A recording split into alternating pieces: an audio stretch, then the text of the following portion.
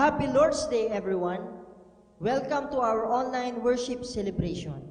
Sa araw pong ito, kami ay nagagalak na kayo ay makasama sa ating pagpupuri at pagsamba sa ating Panginoon. Kami po ay naniniwala na bilang mga manampalataya ng ating Panginoon, ang kagalakan po natin ay nagmumula sa Kanya. Kaya sa mga pagkakataong ito, tayo po ay magsaya at magpuri sa ating Diyos na buhay.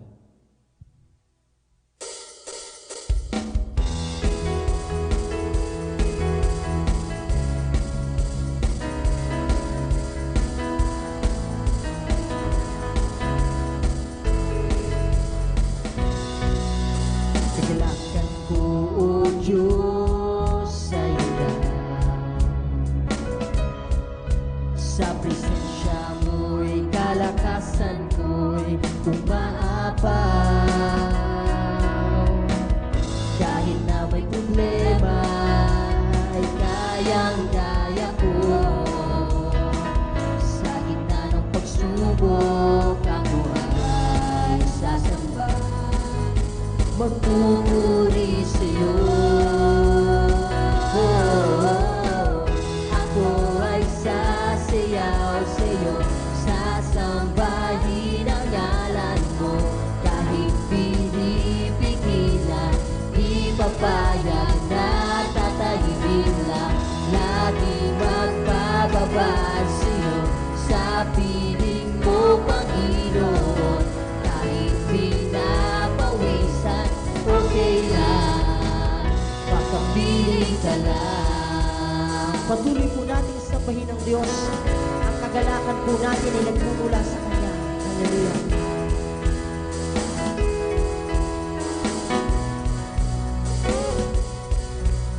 Kagalakan ko, O Diyos, sa iyo. Sa presensya mo'y kalakasan ko'y umaapaw. Kahit na may problema ay kayang-kaya ko.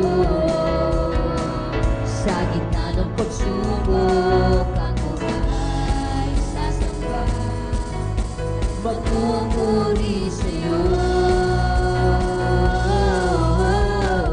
Ako ay sasayaw sa'yo, sasambahin ang ngalan mo. Kahit pinipigilan, di papayag na tatahimik lang. Lagi magpababa sa'yo, sa piling mo, Panginoon. Kahit pinapawisan, okay lang, pagkapiling ka lang. Ako ay sasayaw sa'yo, sasambahin ang ngalan mo. Kahit pinipigilan, di papayag na tatahimik lang. Lagi magbababa sa'yo, sa piling mo, Panginoon. Kahit pinapawisan, okay lang, makapiling ka lang. Okay lang, makapiling ka lang. Okay lang, makapiling ka lang.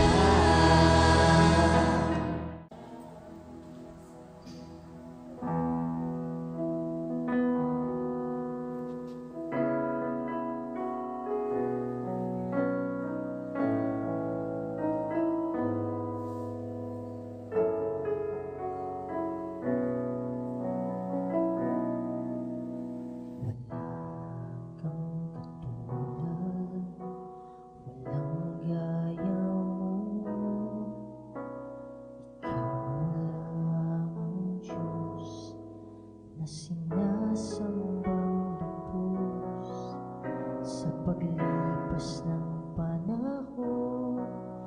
Ikaw pa rin hanggang ngayon at magpakailanman, Panginoon. Itataas,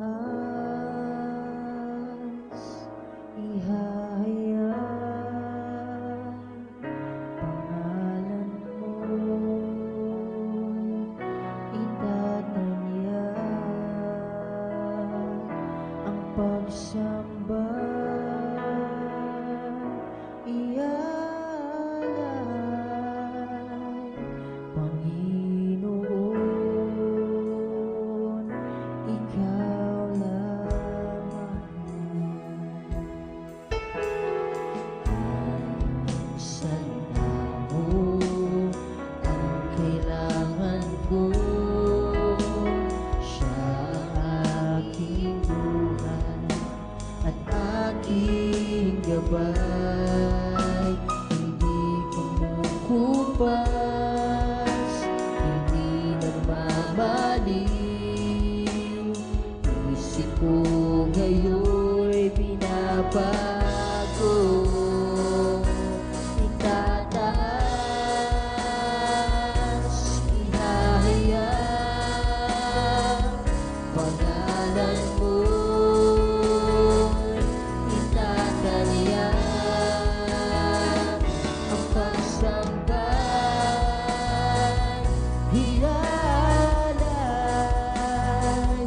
Panginoon, ikaw lamang. Itataas, ihahayag, pangalan mo, itatalian ang pagsamba, ialay, Panginoon, ikaw lamang. Itataas, ihahayag pangalan mo, itatalian ang pagsamba, ialay, Panginoon, ikaw lamang. Panginoon, ikaw lamang. Panginoon, ikaw lamang.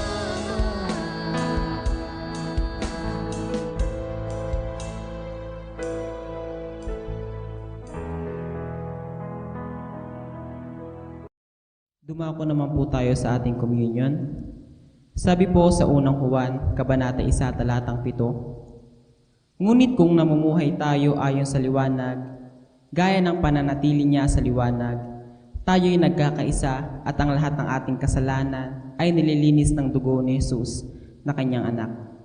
Sa pamamagitan ng pagkain ng tinapay at pag-inom sa laman ng saro, tayo ay nililinis ng Diyos mula sa ating mga kasalanan. Ang banal na dugo ni Kristo na tumigi sa krus ng Kalbaryo ang siyang naglinis ng ating buong pagkatao. Manalangin po tayo. Panginoong Diyos na banal at makapangyarihan sa lahat, tunay na Diyos at Hari ng mga hari, buong puso po kaming humihingi ng kapatawaran sa lahat ng aming kasalanang nagawa laban sa iyo. Linisin niyo po kami at muling gawing karapat-dapat na humarap sa iyong banal na harapan.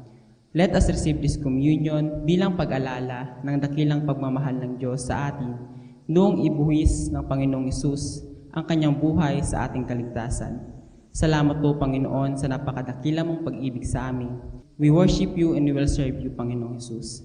Maraming salamat po sa katugunan ng panalangin at dalangin ito. Sa pangalan mo lamang, Panginoong Hesus. Amen. Kainin po natin ang tinapay at inumin ang laman ng saro.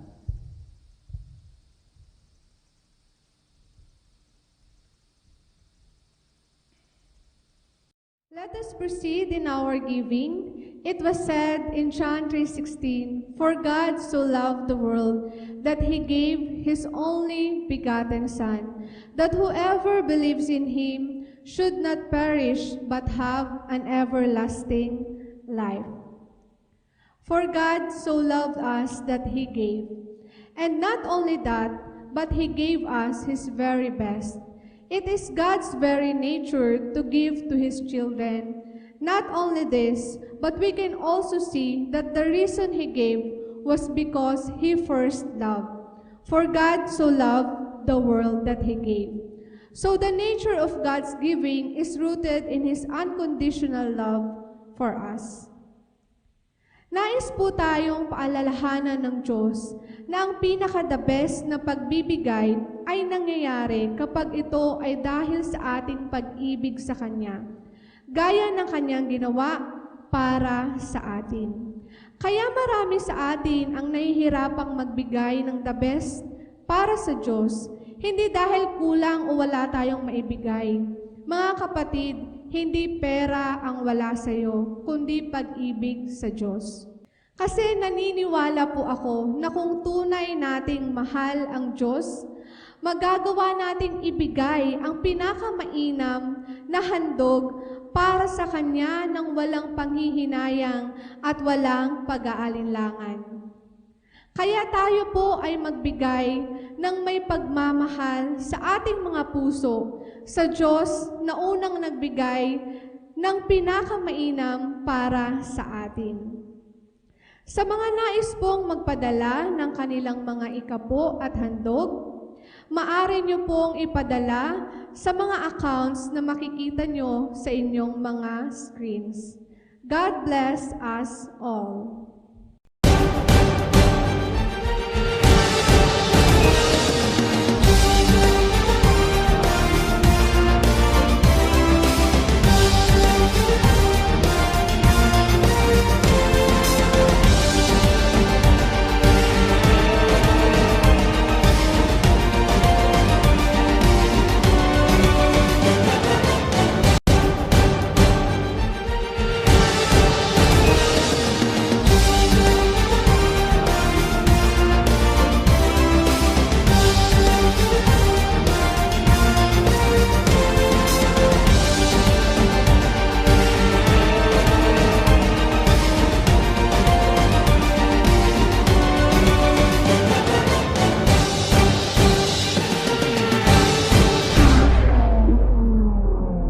Happy Lord's Day po sa inyo pong lahat.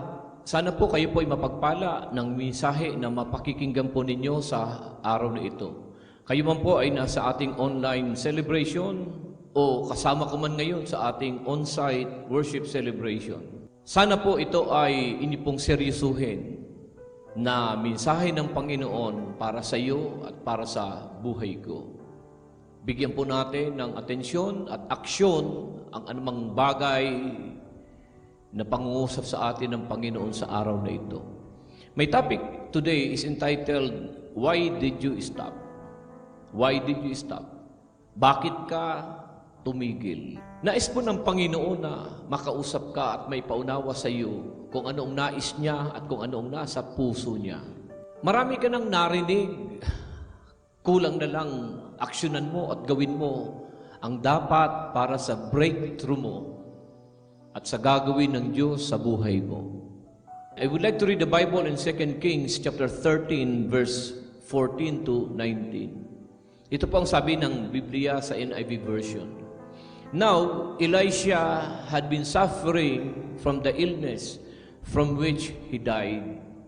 Jehoash, king of Israel, went down to see him and wept over him. My father, he cried, the chariots and horsemen of Israel. Elisha said, get a bow and some arrows. And he did so. Take the bow in your hands, he said to the king of Israel. When he had taken it, Elisha put his hands on the king's hands. Open the east window, he said, and he opened it. Shoot, Elisha said, and he shot. The Lord's arrow of victory, the arrow of victory over Aram, Elisha declared. You will completely destroy the Arameans at Aphek. Then he said, take the arrows. And the king took them. Elisha told him, strike the ground. He struck it 3 times and stopped. The man of God was angry with him and said, you should have struck the ground 5 or 6 times. Then you would have defeated Aram and completely destroyed it. But now you will defeat it only 3 times. In verse 18 it says, Then he struck it 3 times and stopped. Mga kapatid, simula't mula pa noong maglingkod ka sa Diyos, may pinangarap ka ng malalaki at magaganda. May breakthrough kang ninanais na mangyari sa buhay mo at sa pamilya mo. Malalaking tagumpay ang nais mong makamtan at maranasan, lalo na sa iyong personal na buhay. We all want breakthrough. We all want promotion. We all want God's favor, success, and victory to happen sa buhay mo at sa buhay ko. Alam ni Haring Jehoash, hari ng Israel, na kailangan niya ang man of God para magtagumpay siya. Kailangan niyang puntahan si Propeta Elisha para tulungan siya dahil laging nilulusob ng mga kalabang Arameans at nais lupigin ang bansang Israel na kanyang pinaghaharian. Alam mo ba, kapatid, na kailangan mo ang man of God para sa tagumpay mo? Nakabisagra sa lingkod ng Diyos na itinalaga para sa iyo ang tagumpay mo. Sabi ni Apostol Pablo sa Efeso 3:2, surely you have heard about the administration of God's grace that was given to me by God for you. Merong grasya o biyaya na idiniposito ng Diyos sa lingkod niya para sa iyo, para sa tagumpay mo, para sa destiny mo, para sa success mo. That is why we have to be properly connected sa man of God na itinalaga ng Panginoon para sa iyo. Kailangan ni King Jehoash na magtagumpay sa kanyang mga kaaway.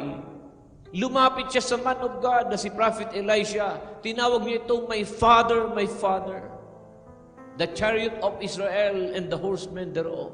Itama mo ang relasyon mo sa ginagamit ng Diyos sa iyo. Itama mo ang relasyon mo sa mentor mo, sa pastor mo. Itama mo ang pagtrato mo sa ginagamit ng Panginoon sa buhay mo. Tamang koneksyon, tamang relasyon. Elisha said to King Jehoash, get your bow and your arrows. Kunin mo ang iyong pana. Kunin mo ang iyong mga palaso. Kinuha nga niya ang kanyang pana at mga palaso. Buksan mo ang bintana at ikaw ay tumudla. Siya nga ay tumudla. Ang sabi ni Propeta Elisha, that is the Lord's arrow of victory, the arrow of victory over Aram. Elisha declared, you will completely destroy the Arameans at Aphek. Ang role ng man of God sa buhay mo ay magdeklara. Magdeklara ng tagumpay mo at napakahalaga na maayos ang connection mo sa taong ginagamit ng Diyos sa iyo. Dapat alam mo kung paano sumunod at magpasakop. In verse 18, ito ang sabi ng propeta. Then he said, take the arrows, and the king took them. Elisha told him, strike the ground. And he struck it 3 times and stopped. Kumuha ka ng iyong pana at mga palaso at itudla mo sa lupa. 3 beses siyang tumudla at siya ay tumigil. Why did you stop? Nagalit ang propeta sa ginawa niya. Nagalit si propeta Elisha sa hari. Bakit ka huminto sa pagtudla? Bakit ka tumigil? Pwede kang tumudla sa lupa hanggat gusto mo kahit 5 o 6 na beses para tuluyan mong mapuksa at malupig ang iyong mga kaaway. Dahil sa ginawa mo, 3 beses ka lang mananalo sa digmaan. Ikaw, kapatid, di ba ang laki-laki din ang hinihingi mo sa Diyos? Ang laki-laki din ang gusto mong mangyari sa buhay mo, sa pamilya mo, sa kabuhayan mo. Ang laki ng gusto mong mangyari na gawin ng Panginoon sa iyo. Pero, bakit ka tumigil? Why did you stop? Hindi mo ba alam na yung ginagawa mo sa Diyos, yung ginagawa mo sa church, sa pastor mo ay may malaking kinalaman sa tagumpay mo, sa promotion mo at sa breakthrough na inaasa mo? Bakit ka tumigil sa ginagawa mo para sa Diyos? Bakit ka tumigil sa paglilingkod? Bakit ka tumigil sa pagsunod? Sa pagpapagamit sa Panginoong Diyos? Bakit ka tumigil sa pagsisel group? Bakit ka tumigil sa iyong pag-iikapo? Sa pagsisid mo? Sa pag-i-invite mo? Bakit ka tumigil sa pagpapadisciple mo? Sa first fruit mo? Bakit ka tumigil sa devotion mo? Sa personal ministry mo sa Panginoon? Anything you do for God and for the church ay may koneksyon lagi sa iyong promotion. Malaki ang kinalaman ng tagumpay mo sa ginagawa mo sa Panginoon. Yung pagpapahiram lang ni Simon Pedro ng kanyang bangka, yung simpleng pagtutulak niya ng bangka para makapag-minister ang Panginoon ng maayos, may kinalaman pala yun sa breakthrough harvest na matatanggap niya nung araw na yun. Na halos lumubog ang bangka sa dami ng huling isda. Kaibigang kapatid, di po ba may ginagawa ka para sa Kanya? Then why did you stop? Why did you stop? Do not minimize your victories by stopping. Bakit ka tumigil? Kaya walang nangyayari kasi tumigil ka. May mangyayari na sana kaso tumigil ka. Huminto ka. Alam mo po ba kung anong problema? Ang problema, madali tayong ma-demoralize dahil sa mga issue sa buhay. Dahil sa mga marites at marisol sa paligid mo. Sa kanila ka kasi nakinig at natuwa sila nung ikaw ay tumigil sa paglilingkod. Ang bilis nating gumib up dahil sa mga offenses. Ang kaluluod mo, katutuyok mo, kamamaktol mo, ang kulog din buot na in-entertain mo, ang kaiisip mo negative sa mga kaurupod mo, sa pastor mo, sa kapwa mo, mao ang nagpapasakit sa buhay mo. Dahil may pinagdadaan ng krisis, kaya tumigil. Dahil sa kadududa, kaya tumigil. Dahil sa sinasabi ng ibang tao, kaya tumigil. Dahil sa pag-connect mo sa mga maling tao, kaya tumigil ka. Dahil sa pag-compromise, sa kasalanan, at pakikisawsaw sa mga wrong people, nadali ka, tumigil ka at nahinto ka. Tumigil ka sa pagsunod at pakikinig sa mentor mo. Ang problema mo, may gusto kang mangyari na malalaki at magaganda, pero tumigil ka. Naalala niyo po ba ang kapitan ng Syria na si Naaman, na may ketong ang buong katawan? Malaki ang gusto niyang mangyari. Gusto niyang gumaling siya sa kanyang karamdaman. Hindi madali yun. Pero nung ma-enkwentro niya si Prophet Elijah, alam mong sabi sa kanya, lumublob ka at umahon ng 7 ulit sa ilog ng Jordan. Ayaw pa niyang gawin ito kasi madumi daw ang ilog ng Jordan at dihamak na mas malinis ang ilog ng Abana at ilog ng Parpar. Pero sabi ng kanyang katulong na Israelita, di po ba kahit mahirap ay gagawin mo para lang gumaling ka? Ikaw kapatid, saan ka ba nahirapan at tumigil ka? Nahirapan kang magpasakop at sumunod sa pastor mo? Dahil na-hurt ka? Feeling mo pinag-iinitan ka? Kapatid, dinadaya ka lang ng iyong pakiramdam. Hindi mo kaaway ang pastor mo at wala akong balak makipag-away sa iyo. Saan ka ba nahihirapan at tumigil ka? Nahihirapan kang magpatawad? O baka pride na lang ang iyong pinaiiral at ayaw mong magpakumbaba? Saan ka ba nahihirapan? Nahihirapan kang mag-tithes, magbigay ng iyong ikapo dahil nadadaig ka ng iyong panghihinayang, kawalang tiwala sa Diyos at pagdududa sa Kanyang pangako. Nahihirapan kang mag-cell group, nahihirapan kang mag-devotion, umattend ng training at equipping, nahihirapan kang sumunod sa iyong pastor. Pero ang totoo kapatid, lahat ng mahirap, inako na lahat ng Panginoong Hesus.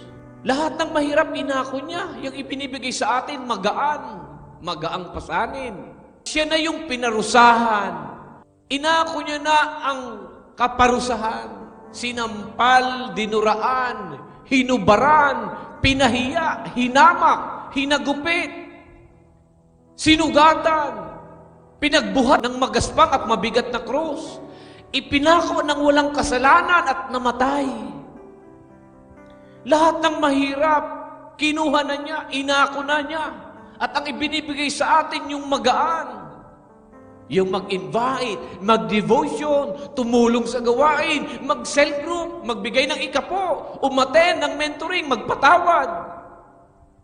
Magpalit kaya kayo ng Panginoon. Ikaw ang ipako ng hubot-hubad sa krus at siya ang mag-cell group at umaten ng discipleship. Sabi ni Naaman, mas okay ang ilog Abana at ilog Parpar kaysa ilog ng Jordan. Mas mayad pa sa luyo na church kay wara arambagan, wara cell group, wara discipleship, wara ning devotion. Mas mayad sa luyo. Makinig ka, Naaman. Ang milagro mo at breakthrough mo, ang promotion mo, wala sa luyo. Wala sa Abana at wala sa Parpar, kundi nasa ilog ng Jordan. Ang breakthrough mo, nasa pinagagawa ng Diyos sa iyo at nasa pagsunod mo. Sumunod at naligo si Naaman sa ilog ng Jordan. 1, 2, 3 beses, lumusok at umahon. 4, wala pa ding nangyayari. Sounds familiar, kapatid? Santaon na ako ng kakapangadji. Santaon na ako ng kahahatag tights. Wala lamang nangyayari. Kagaya nung narinig natin na sinabi ng bisita natin, negosyante, at kayo nagpapastor na. Last week. Sabi niya, mahigit 1 taon na tayo, mahigit 1 milyon ang binibigay natin. Ba't parang walang nangyayari? 1 taon na, mahigit.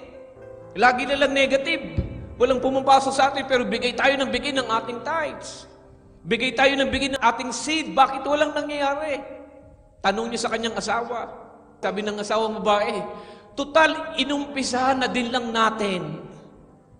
Ituloy-tuloy na natin gawin. Tinuloy-tuloy nga nila hanggang makita nila ang paggalaw ng Diyos sa buhay nila. And the rest was history. Yung sangkaterbang utang, 93 million, pinalaya ng Panginoon at pinayaman pa ng Panginoon. Paano kaya kung sa pang-4 na beses at pang-5 lusong sa tubig ay tumigil na si Naaman? Buti na lang, tinuloy-tuloy niya din ang paglusong at pag-ahon. Nagulat siya, lusong, ahon, lusong, ahon. Paulit-ulit, maaaring pinagtatawanan na siya ng mga marites, ng mga marisol sa kanyang paligid. Maaaring tinutuyan na siya, pinagtatawanan na siya. Pero nagulat siya at nagulat yung mga tao sa paligid niya. Noong pang-7 pag-ahon niya, nawala lahat ang ketong niya. At ang sabi ng Biblia, ang kanyang balat ay naging makinis kagaya ng kutis ng isang sanggol. Yun ang tanong ni Propeta Elisha kay King Jehoash. Why did you stop? Bakit ka tumigil? Bakit ka tumigil sa pagtudla ng iyong pana sa lupa? Yung ginagawa mo may koneksyon sa victory mo. Yung pinagagawa sa iyo may kinalaman sa tagumpay mo, sa promotion mo. Yung ginagawa mo sa Diyos may kinalaman sa breakthrough mo, kapatid. Bakit ka tumigil? Meron akong 3 ibabahagi sa inyo na dapat aksyonan mo at gawin mo para sa tagumpay mo, kapatid. Maraming beses na tayo nakakarinig ng magagandang mensahe mula sa ating Panginoon. Pinapakinggan lang natin sa kabilang tenga, pinapalagpas. This time, kapatid, seryosuhin mo kung nais mo may mangyari sa buhay mo. 3 bagay na mahalaga sa pinagagawa ng Panginoon sa buhay mo. Una, pursue consistency, not exponential blessings. Pursue consistency. Ang pagpapala, ang breakthrough, ang blessing ay resulta lang ng iyong consistency. Maging consistent ka sa iyong ginagawa para makita mo at makamit mo ang resulta at bunga. Strike the ground. Yun lang ang hinihiling, hindi pa naging consistent. Maging consistent ka, kapatid, sa ginagawa mo para sa Diyos. Gawin mong consistent ang devotion mo. Gawin mong consistent ang pag-cell group mo. Gawin mong consistent ang pag-seed mo, ang pag-tithes mo, ang pag-serve mo, huwag kang tumigil. Ituloy-tuloy mo lang ang ginagawa mo, kahit maliliit. Hindi mo nakita ang resulta kasi tumigil ka. Alam mo, magaling lang tayo lagi sa umpisa. Magaling lang lagi sa simula. We need to be consistent on what we are doing, mga kapatid. Ang tuloy-tuloy na pag-exercise, later makikita mo ang resulta kapag nagtuloy-tuloy ka. Ang papiso-pisong ipon, palima-limang pisong ipon araw-araw, pasampu-sampung pisong ipon araw-araw. Kapag naging consistent ka at nagtuloy-tuloy ka, makikita mo ang resulta. Hindi pwedeng hindi. Ang problema natin, kapag walang nararamdaman o nakikitang nangyayari, tumitigil. Humihinto. Tumigil sa Bible reading, tumigil sa devotion, tumigil sa giving, tumigil sa training and equipping, tumigil sa pag-serve. Kadalasan, tumitigil kapag nahihirapan. Makinig ka, kapatid. Kapag may sitwasyong tila nasasaktan ka, nahihirapan ka, kapag may sitwasyong tila nai-stress ka, parang binabanat ka, kagaya ka ng pana at palaso. Ini-stretch ka, binabanat ka at hinihila ng Diyos ang string ng pana kasi may malayo kang mararating. Hinihila ka, binabanat ka, ini-stretch ka para may marating ka. Kaya kahit nahihirapan ka, maging consistent ka. Kahit may pagsubok ka, maging consistent ka. Kahit may pinagdadaanan ka, maging consistent ka. Tuloy-tuloy mo lang, kapatid. Ito yung tanong, bakit sa trabaho mo, consistent ka? Bakit sa school mo, consistent ka? Bakit sa opisina mo, sa negosyo mo, sa hanap buhay mo, nagagawa mong maging consistent? Pero bakit yung para sa Diyos na ginagawa mo, lagi kang may excuses? Hindi ka nagiging consistent. Malaking pagkakamali yung, kapatid. Pursue consistency the right way. Di po ba dapat mas maging consistent tayo sa ginagawa natin para sa Kanya, para sa ating Panginoong Diyos? Maging consistent ka sa tama. Consistent ka nga lagi.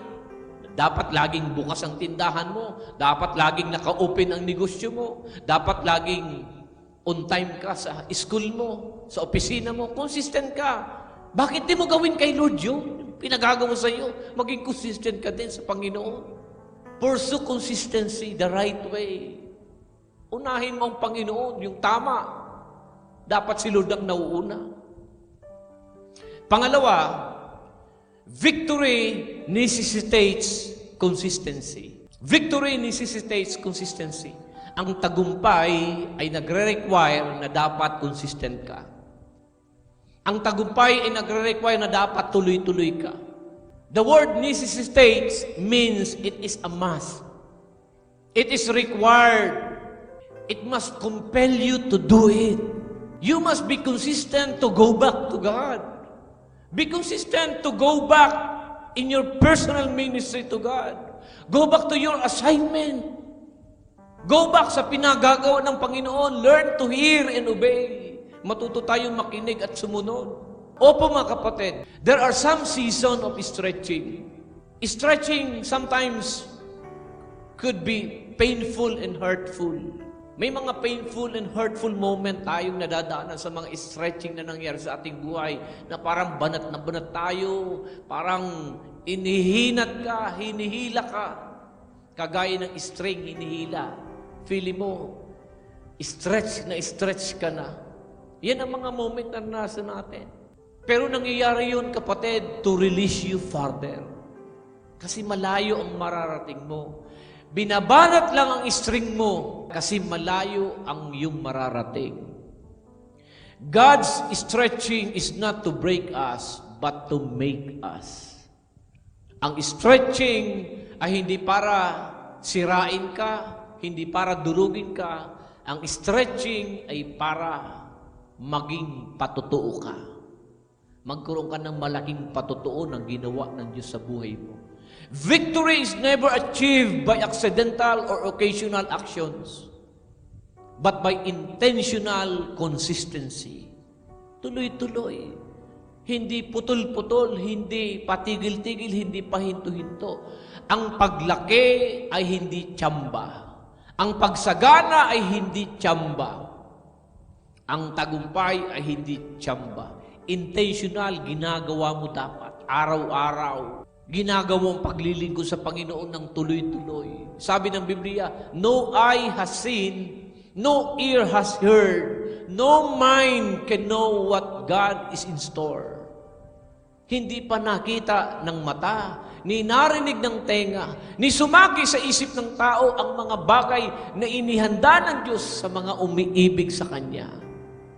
Malaki, kapatid, ang inihanda ng Diyos sa iyo. Maging consistent ka para matanggap mo. Sabi ng Romans 4:17, He can create new things out of nothing. He can create something out of nothing. Mula sa wala, kaya ng Diyos gumawa ng malalaki. Matuto ka lang makinig at sumunod sa Kanya. Kailangan lang ni Simon Pedro na itapon ang mga lambat ayon sa utos ng Panginoon sa Kanya. Itapon mo, ihulog mo ang iyong mga lambat sa gawi roon. Kailangan niya lang makinig at sumunod sa utos.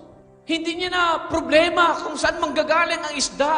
Dahil ang totoo, nang ipinahulog ng Panginoon ang mga lambat niya, ang Panginoon mismo ang nag-utos sa mga isda na pumasok sa kanyang lambat. Kaya ni Lord magpadala sa iyo ng mga bagong negosyo. Kaya ni Lord magbigay sa iyo ng mga bagong kliyente, mga bagong kontrata, mga bagong blessing na papasok sa lambat mo, mga bagong opportunities na papasok sa lambat mo, mga bagong disciples, mga bagong maglilingkod sa Panginoon. Just learn to hear and obey. Si Lord mismo magpapadala ng isda sa lambat mo. Si Lord mismo ang magpapadala ng mga taong kakausapin niya para sa negosyo mo, para sa breakthrough mo. Siya ang magpapadala ng divine connection para sa tagumpay mo. You only need to hear and obey and be consistent. Pangatlo, kapatid, consistency is everything. Consistency is everything. Alam niyo po ba ang hamburger ng Jollibee, hindi nag-iiba-iba ang lasa. Consistent ang lasa. Noon pa mang 1980s, hanggang ngayon, ang hamburger ng Jollibee, consistent ang lasa. Hindi nag-iiba-iba. Dahil kapag nag-iiba-iba ang lasa, they will lose the customers. Pansin mo kung anong lasa ng kanilang hamburger noong panahon pa. Kung anong lasa ng kanilang Chicken Joy noong panahon pa. Hanggang ngayon, pareho pa din ang lasa until today. Kaya lumaki at tumatag ang Jollibee kasi consistent ang kalidad at consistent ang lasa. Alam mo, kapatid, kapag consistent ka sa kalidad ng iyong paglilingkod, kapag consistent ka, lalaki ka, tatatag ka, at magtatagumpay ka. Maniniwala sa iyo ang mga tao sa paligid mo dahil consistent ka sa kalidad ng iyong paglilingkod sa Diyos at may lasa ang pagiging lingkod mo ng Diyos. Consistency is everything. It makes you credible and reliable. Sabi nga, the anointing you respect is the anointing you attract. Kaya kapatid, kahit nasasaktan ka, tuloy lang. Tuloy pa din. Kahit nahirapan ka, tuloy ka pa din. Consistent ka pa din kahit feeling mo na i-stretch ka, nababanat ka. Tuloy ka pa din, kapatid. At deserve mo ang lumaki at pagpalain ng Panginoon. Malayo ang mararating mo because consistency is everything. Kung paiba-iba ka, paburubago ka, papalit-palit ka ng church, pabago-bago ka ng iyong commitment, makumit, madiri, makumit, mahabo, mahibi, matipasi, ma-attend, ma-absent, mainit, mapinit, susulong, uurong, lalaban, babawi, maliwanag, madulong, malayog, maluod, matubod, maduda, masunod, madabog, para kang matalim na palaso na imbis na malayong marating mo, pero dahil ayaw mong pahila at pabago-bago ka, ayaw mong pabanat, and you only want comfort and convenience, ang palasong yan ang tutusok mismo sa paa mo dahil hanggang doon lang ang mararating ng pana mo. Wake up, my dear brothers and sisters. Be consistent. Gulatin mo ang Diyos. Gulatin mo ang pastor mo. Gulatin mo ang makasama mo sa church. Yung pamilya mo, gulatin mo. Na iba ka na ngayon. Nagkukumit ka at consistent ka na sa ginagawa mong paglilingkod sa ating Panginoon. Umpisahan mong gawing muli yung pinagagawa sa iyo ng Panginoon. Go back to your assignment. Go back to your personal ministry. Go back yung dati mong ginagawang apoy at paglilingkod sa Panginoon. Umaksyon ka at gumawa ka ng hakbang pagkatapos ito, kapatid. Kapag pinakinggan mo lang at pinagkibit-balikan ito, it's your choice. Pero kapag natuto kang mag-hear and obey at magdidesisyon kang maging consistent, ngayon pa lang, kapatid, ay binabati na kita. The Lord will surely bless you. Pagpapalain ka ng ating Panginoon. Pagpalain po tayo. God bless you. God bless you. Palapakan natin na malakas ang ating Panginoon. Magseteyo at itaas ang mga kamay. And I declare, ang kapayapaan ng Panginoon sa ating lahat, ang panatag na puso, ang matiwasay na pag-iisip, ang masayang kalooban at malakas na pangangatawan, ang pinagpalang buhay at kabuhayan ay dumali sa iyo at sinsambahayan. Pakaingatan ka ng Diyos sa isang buong linggong darating at ang kapayapaan niya maghari sa atin. Tanggapin natin lahat ito sa pangalan ng Ama, ng Anak at ng Espiritu Santo. Lahat ay magsabi ng Amen. Palapakan natin ang Panginoon. Kapatid, be consistent. Ituloy mo yung pinagagawa ng Diyos sa buhay mo. God bless you. God bless you.